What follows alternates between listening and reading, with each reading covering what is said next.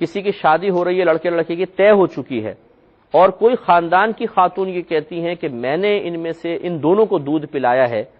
اور اگر اس کا دودھ پلانے کا معاملہ مان لیا جائے تو ان کا آپس میں رشتہ نہ ہو، تو پھر کیا کیا جائے؟ کیا ایک عورت کی گواہی ان کے حق میں مقبول ہوگی؟ جیسے مثال کے طور پر دو بہنیں ہیں، آپس میں اپنے بچوں کا نکاح کرنا چاہتی ہیں، اب ایک بہن یہ آخر میں دعویٰ کر دیتی ہیں کہ میں نے تو تمہارے بچے کو بھی دودھ پلایا، اپنی بچی کو بھی دودھ پلایا ہے، تو یہ ہو گئے رضائی بھائی بہن، تو کیا ان کا آپس میں رشتہ ہو سکتا ہے یا نہیں ہو سکتا؟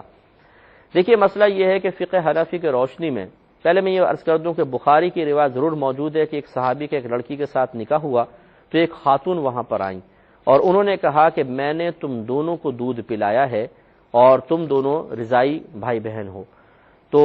جب یہ یعنی ایک عورت کو دودھ دونوں نے پیا تو دونوں رضائی بھائی بہن ہوئے.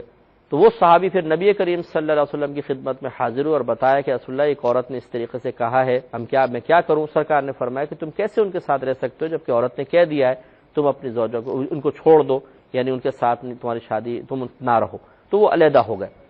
لیکن اس پر ہمارے فقہاء احناف جو ہے وہ پہلے قرآن سے دلیل لے کر آتے ہیں اور وہ کہتے ہیں قرآن میں اللہ تبارک و تعالی نے گواہی کا معیار 2 مرد یا 1 مرد 2 عورتیں رکھی ہیں، تو حدیث سے قرآن پاک پر رد نہیں ہو سکتا ہے. لہذا فقہاء احناف کے نزدیک اس حدیث میں جو نبی کریم صلی اللہ علیہ وسلم نے ایک عورت کی گواہی کو بنیاد بنا کر ان کو علیحدگی کا مشورہ دیا، یہ درجۂ استحباب میں ہے. مطلب کہنے کا یہ ہے کہ اگر ایک عورت آ کر اس طرح رداعت کے بارے میں کلام کرتی ہے، اس ایک کا قول معتبر نہیں ہے. اگر لڑکا لڑکی کہتے ہیں کہ آپ 2 گواہ لے کر آئیں، 2 مرد یا 1 مرد 2 عورتیں، تو ہم تسلیم کریں گے تو ان کو حق حاصل ہے، وہ نالیدہ ہوں. لیکن افضل یہ ہے کہ جب ایک عورت اس طرح دعویٰ کر رہی ہے تو تسلیم کر کے علیحدہ ہو جائے، لیکن ان پہ واجب نہیں ہے کیونکہ نصاب دوسرا ہے. اور یہ بہت پیاری بات ہے اگر آپ تھوڑا غور کریں. عورتیں بعض اوقات جیلسی میں آ کے کہ 2 کا رشتہ نہیں دیکھنا چاہتی، وہ دعویٰ کر دیں جی میرا دونوں نے دودھ پیا ہے،